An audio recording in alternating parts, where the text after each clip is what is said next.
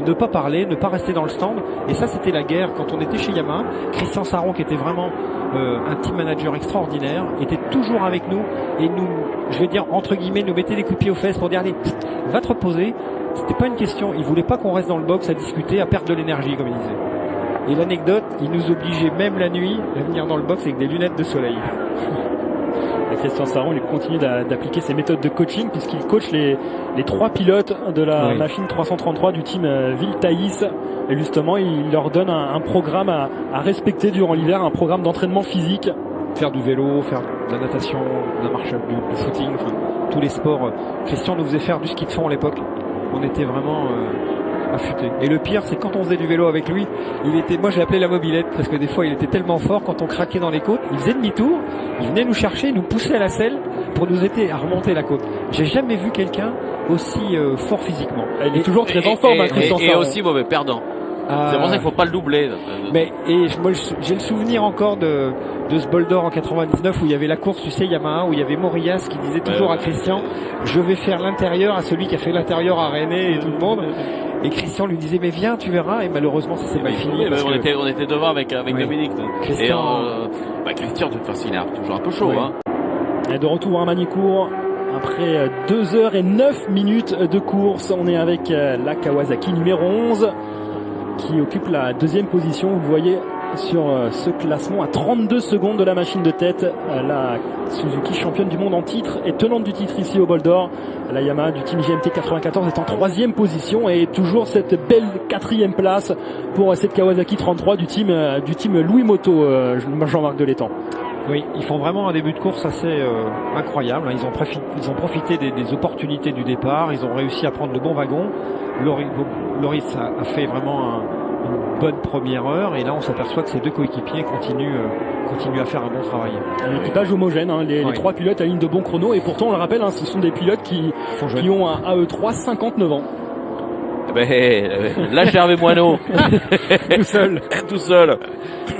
Oui, non, mais vous voyez, de toute façon, c'est quand même mieux d'être jeune. Si on est un petit peu raisonnable dans ce genre de course, mais il faut quand même être en forme, avoir de la technique, attaquer s'il le faut, et rester sur ses roues. Mais regardez, ils sont bien.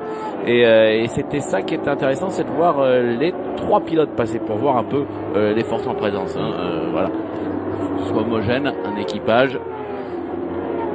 Alors pour vous messieurs, est-ce qu'une machine de la catégorie Stock Sport peut terminer sur le podium ou non, c'est trop difficile à la régulière s'il n'y a pas de fait de course devant pour terminer sur le podium? Il peut y avoir des faits de course, mais voilà. À la régulière, c'est un peu compliqué quand même parce qu'on s'aperçoit que quand les pilotes sur les superbikes mettent vraiment quand ils tournent la poignée dans le bon sens, on s'aperçoit qu'il y a quand même 1 seconde et demie. Et là, au prochain changement de roue, ça va dégringoler un peu.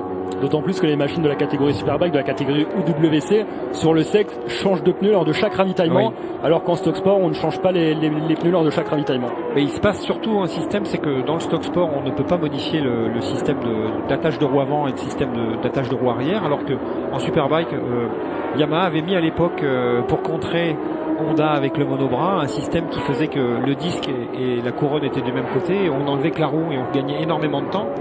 Maintenant, toutes les équipes ont ce système-là, où ils n'enlèvent que la roue, ils n'ont plus de tension de chaîne à faire.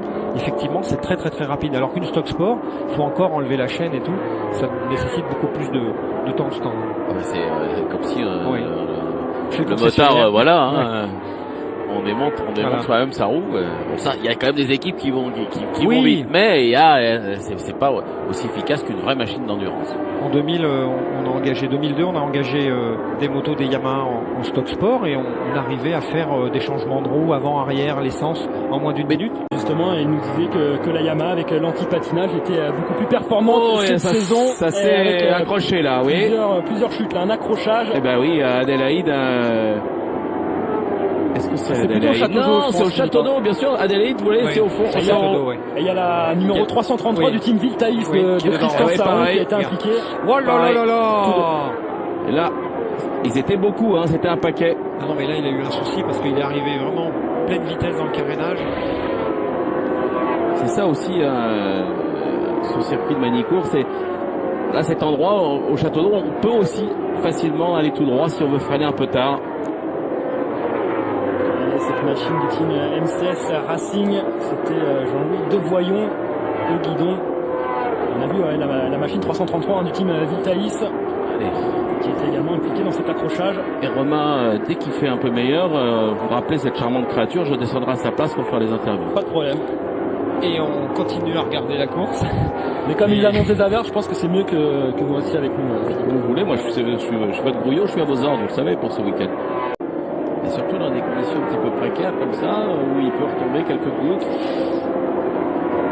Là, tu as vu, il a failli se faire emmener l'avant. Franchement, c'est quand même assez compliqué parce que on a des motos qui sont proches les unes des autres et quand on veut arriver à faire les freins, pour arriver à se positionner, on a aussi des pilotes qui rentrent. C'est toujours, il faut rester vigilant. Hein. De toute façon, c'est là avec les assistances électroniques, maintenant c'est souvent sur les freins et en entrée qu'on peut perdre tout parce que là en revanche on n'a pas d'assistance et puis ça reste de l'attaque et du pilotage. On voit l'écart. Hein. Camille Anthony Delal à John McGuinness à partir du moment où il a doublé l'épingle d'Adélaïde en un tour. L'avance qu'a pris Anthony Delal sur John McGuinness. On voit au classement qui défile en haut de votre écran, à la 20e place pour la Suzuki numéro 50 du Team Motors Event. Cette Suzuki qui a remporté la Coupe du Monde Stock Sport la saison dernière lors de la finale à Doha. À noter d'ailleurs au calendrier que la finale cette saison se disputera lors des 24 heures du Mans, puisque Doha a été avancé au calendrier. Ce sera d'ailleurs la deuxième épreuve du championnat du monde d'endurance cette saison. L'épreuve de Doha qui traditionnellement se disputait au mois de novembre et qui là du coup se disputera début juin.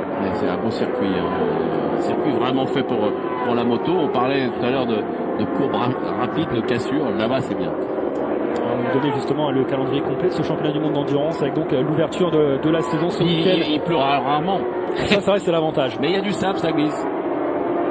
Donc la deuxième épreuve qui aura lieu le 9 juin prochain à Doha au Qatar. La troisième épreuve à l'occasion des 8 heures de Suzuka, épreuve mythique.